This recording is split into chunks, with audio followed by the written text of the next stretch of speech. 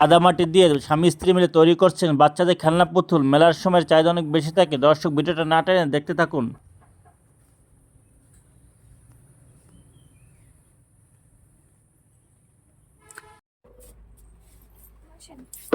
কি বানাচ্ছেন দাদা? কি বানাচ্ছেন? এটা হলো পুতুল। পুতুল? হ্যাঁ, এই মাটির পুতুল? মাটির পুতুল দুর্গা পুজোয় বিক্রি হবে আমাকে। কত করে পিস বিক্রি করেন? এই যা বানাচ্ছে এগুলো 20 টাকা পিস বিক্রি হবে। হ্যাঁ। আর এই বড়গুলো 40 টাকা 50 টাকা।